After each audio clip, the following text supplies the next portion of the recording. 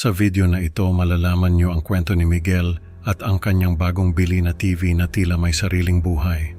Sa unang tingin, excited si Miguel na gamitin ito pero ang mga kakaibang channels na kanyang nadiskubre ay nagdala ng bangungot sa kanyang buhay. Makikita niyo ang mga anino sa screen na parang nanonood din sa kanya at mga palabas na hindi dapat makita ng kahit sino. Huwag kayong bibitaw dahil sa bawat channel, mas lalo pang lumalala ang takot ni Miguel hanggang sa maramdaman niyang hindi na siya nag-iisa sa kanyang kondo. Sa isang abalang hapon sa Makati, naglalakad si Miguel sa SM Mega Mall. Bitbit ang kanyang bagong bili na high-definition TV. Ang mga tao sa paligid ay nagmamadali. Pero siya naman ay puno ng excitement. Pagdating sa kanyang maliit na kondo, agad niyang binuksan ang kahon ng TV at sinimulan ang pag-setup nito sa sala. Ang mga ilaw ng Makati skyline ay sumisilip sa kanyang bintana, nagbibigay ng kakaibang ambiance sa kanyang lugar. Sa wakas, makakapanood na rin ako ng paborito kong mga pelikula sa high definition, sabi ni Miguel sa sarili habang inaayos ang mga settings ng TV. Habang inaayos ang mga wires at remote, napansin ni Miguel ang kakaibang texture ng TV screen. Parang may mga anino sa likod ng screen na gumagalaw, pero binaliwala niya ito. Iniisip na baka reflection lang. Habang sinusuri ang mga available na sources, napansin ni Miguel ang isang kakaibang source na may label na Akikwalista Pasang. Dahil sa kanyang pagiging curious, pinili niya ito at doon nagsimula ang kanyang bangungot. Sa loob ng kanyang sala, madilim na ang paligid at tanging ang liwanag mula sa TV ang nagbibigay ng ilaw. Si Miguel ay naupo sa kanyang sofa, hawak ang remote. Pagkapili ng kakaibang source, lumabas ang Channel 32. Isang family sitcom ang pinapalabas, ngunit kakaiba ang tema. Ang ama ay marahas na inaabuso ang kanyang anak habang ang studio audience ay tumatawa. Habang pinapanood, napansin ni Miguel na parang may mga anino sa gilid ng screen na parang nanonood din sa kanya. Ano ba ito? Bakit ganito ang palabas? Bulong ni Miguel sa sarili, hindi makapaniwala sa kanyang nakikita. Lumipat siya sa Channel 61 kung saan isang home shopping network ang nagbebenta ng mga tao bilang bihag at mga brutal na kagamitan. Ang host ay masigla at ang mga mamimili ay masigasig. Hindi makapaniwala si Miguel sa kanyang mga nakikita, ngunit hindi niya mapigilan ang sarili na magpatuloy sa panonood. Lumipat siya sa Channel 104, isang infomercial para sa isang fitness program, kung saan ang mga kalahok ay pinagbabantaan ng karahasan upang magbawas ng timbang. Bakit may ganitong mga palabas? Tanong ni Miguel sa sarili habang lumilipat sa Channel 11. Isang commercial para sa isang restaurant na nagsiserve ng mga bahagi ng katawan ng tao bilang pagkain ang kanyang nakita. Nagsimula nang bumilis ang tibok ng puso ni Miguel. Pakiramdam niya ay parang may malamig na hangin na umiikot sa kanyang kondo.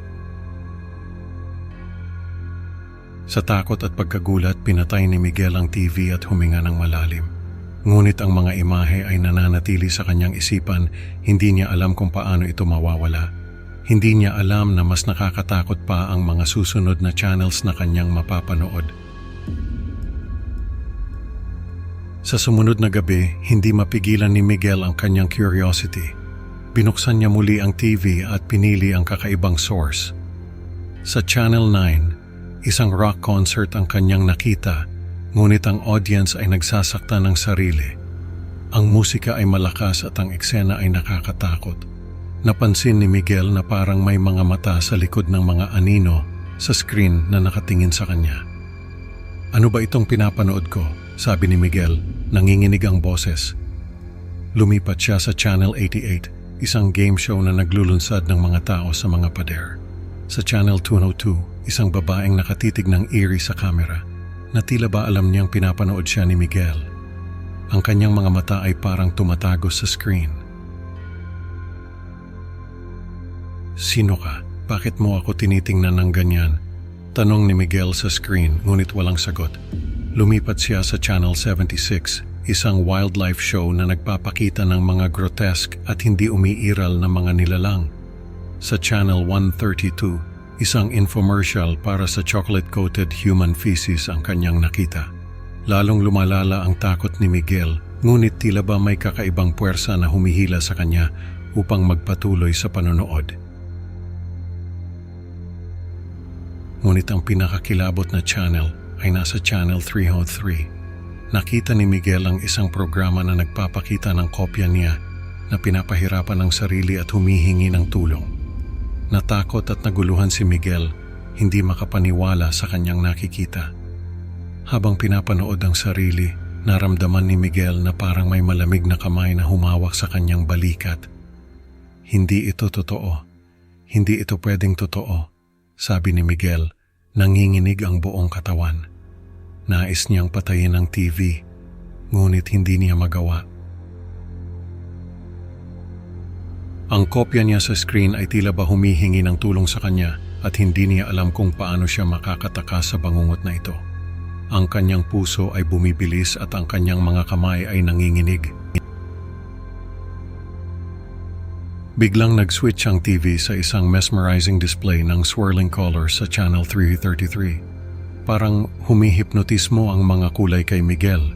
Parang hindi niya kayang alisin ang tingin niya rito. Ang mga kulay ay naglalaro sa kanyang isipan. Parang may sariling buhay. Habang nakatitig siya, isang alien voice ang biglang narinig niya mula sa TV. Sulit ba ang panonood ng lahat ng nakaraang horrors para makita ang mga kulay na ito? Ang boses ay malamig at malalim, parang nanggagaling sa ilalim ng lupa. Ano ang ibig sabihin nito? Tanong ni Miguel sa sarili, natutokso na patuloy na manood. Ang mga kulay ay parang may kapangyarihan na humila sa kanya pabalik sa TV. Gusto niyang malaman kung ano pa ang susunod na mangyayari. Ngunit ang takot ay bumabalot sa kanya. Sa huli, sa takot, tinanggal ni Miguel ang plug ng TV.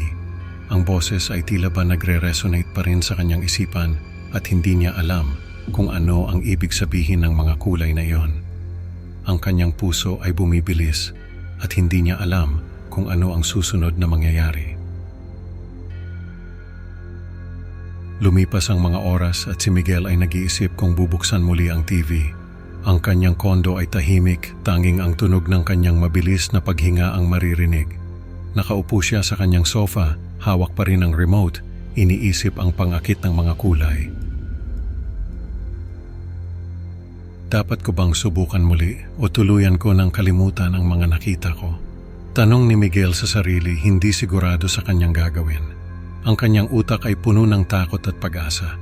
Parang nag-aaway ang dalawang damdamin sa loob niya. Sa huli, si Miguel ay naiwan na nag-aalinlangan. Hindi sigurado kung dapat pa bang muling subukan ang TV na iyon o tuluyan ng kalimutan ang mga nakakatakot na nakita. Ang kanyang isipan ay puno ng takot at pag-asa. Hindi alam kung ano ang mas pipiliin. Ang kaligtasan o ang misteryo ng TV ng lagim. Ang kwento ni Miguel ay nagtuturo sa atin na ang curiosity ay minsan nagdadala ng takot at panganib. Salamat sa pakikinig, mga ka-creepy. Huwag kalimutang mag-like at subscribe para sa mas marami pang nakakatakot na kwento. Hindi ko na mahintay ang susunod nating upload. Hanggang sa muli at tandaan, minsan ang mga bagay na binibili natin ay may kasamang anino ng lagim.